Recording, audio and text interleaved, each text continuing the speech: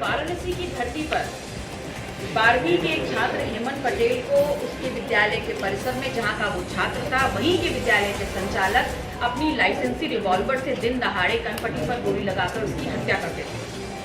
22 तारीख की ये घटना है और आज 28 तारीख में हम बैठे हैं। लगभग 7 दिन हो गए हैं और अभी तक बहुत से ऐसे पहलू हैं, बहुत से ऐसे सवाल हैं जो जनता जानना चाहती है कि जिस विद्यालय में इस हत्या को अंजाम दिया गया, क्या वो विद्यालय के मानक पूर्ण करने का वो अब विद्यालय रह गया है? वो अब तक सीज क्यों नहीं हुआ? उसकी मान्यता अब तक रद्द क्यों नहीं हुई? उस विद्यालय के परिसर में ये रिवॉल्वर आई कहां से? और अगर ये विद्यालय में आई हुई रिवॉल्वर में लाइसेंस था तो किसके नाम पे था? ये विद्यालय जहां पर ये घटनाक्रम हुआ, जहां ये हत्या हुई है हेमंत पटेल नाम के छात्र की, वहां उसके प्रबंधक, उससे संचालक को अभी तक एफआईआर दर्ज करते हुए उनको जेल की सलाखों के पीछे क्यों नहीं रखा गया? ये तमाम जो घटनाक्रम हुआ है, इसमें अभी तक जो गुनहगार हैं वो खुले छूट रहे हैं, वो खुले घूम रहे हैं। और ऐसा इसलिए हो रहा है क्योंकि बनारस के जो सांसद हैं श्री नरेंद्र मोदी, उसके निकटस्थ व्यक्ति हैं वो। भारतीय जनता पार्टी का एक बड़ा नेता होने के नाते, रसूख वाले व्यक्ति होने के नाते पुलिस भी बैकफुट पर है, तो भारतीय जनता पार्टी उसको संरक्षण दे रही है। बनारस का सांसद श्री नरेंद्र मोदी उसको संरक्षण दे रहे हैं। तो मैं पूछना चाहती हूं कि पिछड़े समाज, पटेल समाज के लोगों का खून क्या इतना ठंडा हो गया है? और क्या हमारे जो भविष्य के लोग हो सकते हैं, हमारे जो भविष्य के करदार, हमारे बच्चे हैं, हमने उनको पैदा किया और विद्यालय में इसलिए भेजा था कि दिन दहाड़े उसको मार दिया जाए? क्या हमारे बच्चे दिन दहाड़े मारने के लिए पैदा किए जा रहे हैं? अभी तक कार्रवाई क्यों नहीं हुई? ये सवालिया निशान सरकार पर भी है, कानून व्यवस्था पर भी है और सामाजिक व्यवस्था पर भी है। क्योंकि घर से निकल करके अगर व्यक्ति विद्यालय में जा रहा है तो उसका दूसरा घर होता है। अगर वो वहां सुरक्षित नहीं है तो ये सवाल इसके लिए खड़ा होना चाहिए और इस पर न्याय संगत कार्रवाई होनी चाहिए। वहां पर एसआईटी की लॉलीपॉप पकड़ा दी जाती है और एसआईटी की लॉलीपॉप लेकर के जो लोग वहां पर जा रहे हैं परिवार से मिलने और अपनी पीठ थपथपा रहे हैं, थूकती हूँ ऐसे लोगों पर। ऐसे समाज के दल्ले ही तो हैं जो सरकार में रह करके समाज के नाम की मलाई खा रहे हैं और इस वजह से आज समाज को जो है अंधकार में ढकेलने का काम कर रहे हैं। समाज को भी अपनी आंखें खोल करके ऐसे लोगों को देखना चाहिए। ये लड़ाई यहीं खत्म नहीं होगी, क्योंकि बच्चा चाहे मेरा हो या आपका, ये हम सब की नैतिक जिम्मेदारी है कि अगर विद्यालय परिसर में ऐसे किसी छात्र की हत्या की जाती है तो सबसे पहले उस विद्यालय को ध्वस्तीकरण करना चाहिए, उस विद्यालय के संचालक को जेल के पीछे होना चाहिए। आपने मुकदमा लिखा गया?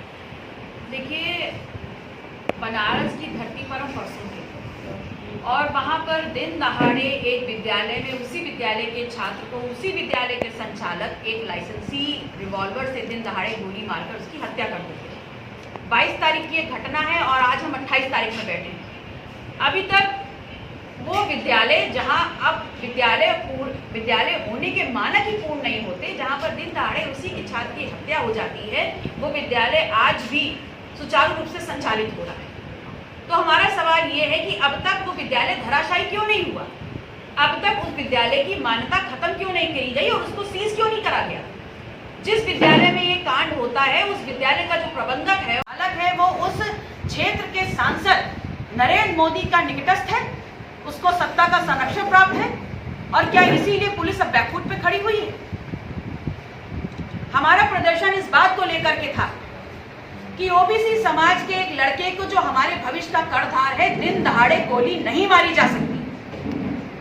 और ये समाज इतना निकृष्ट नहीं है और उसके खून का उबाल अभी भी इतना खत्म नहीं हुआ है कि हमारे भविष्य को, जहां पर हम अपने भविष्य को पढ़ने के लिए भेज रहे हैं, उसी परिसर में आप दिन दहाड़े गोली मार दें और हम कार्रवाई होगा, न्याय होगा, इसकी गुहार लगाए घर पे शांति से बैठे रहे। कानून व्यवस्था उत्तर प्रदेश की कैसी देखती हैं आप? सांसद का आरोप लगा रही थी क्या?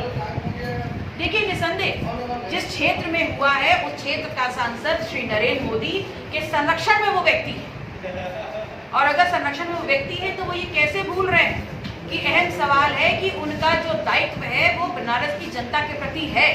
बहुत आक्रोश है और हमारे ऊपर जो मुकदमा लगाया गया, हमको जो गाली दी गई, हमारे साथ जो मिसबिहेव किया गया, जाति सूचक बातें की गई, वो मैं आपके माध्यम से वो तमाम चीजें जो इस सूबे के सबसे बड़े पुलिस अधिकारी हैं डीजीपी, उनको आपके माध्यम से वापस करती हूँ कि वो अपनी छाती पर जितने मेडल लगाए हैं उनके अंदर इतना हिम्मत नहीं है कि बनारस के सांसद जिसको संरक्षण दे रहे हो उस व्यक्ति को व्यक्ति के खिलाफ वो कार्रवाई करते हैं, उसको जेल में ठूंस सकें। इसलिए जो हमको गालियां दी गई हैं, उन गालियों को अपनी छाती पे वो एक तमगे की तरह लगा करके गौरवान्वित होने का काम तो कम से कम कर ही सकते हैं। ये लोकतांत्रिक व्यवस्था में लोगों को अपनी बात कहने का अधिकार है, सवाल पूछने का अधिकार है। तो क्या गलत किया है नेहा सिंह राठौर ने?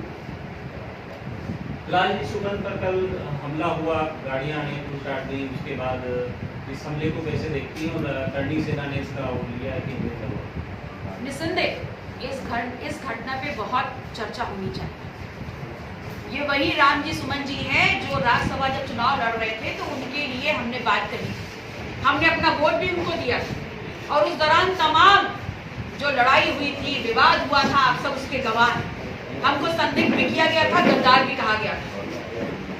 लेकिन उन तमाम चीजों को परे रखते हुए जब उनको खुले तौर पर चुनौती दी गई और उनको यहाँ पर बहुत बड़ा बुरा कहा गया, उस वक्त भी राजधानी की सड़कों पर उतर करके हमने विरोध प्रदर्शन किया और माननीय सुमन साहब ने उस वक्त भी हमको फोन करके धन्यवाद कहा था और मैंने उनसे कहा था कि धन्यवाद की आवश्यकता नहीं है, हम प्रतिबद्ध हैं इस प्रकार के शोषण के खिलाफ और उस लड़ाई में हम उनके साथ तब भी थे और आज भी उनके साथ जो हुआ है, हम और हमारा पूरा संगठन, अपना दल उनके साथ पूरी मजबूती से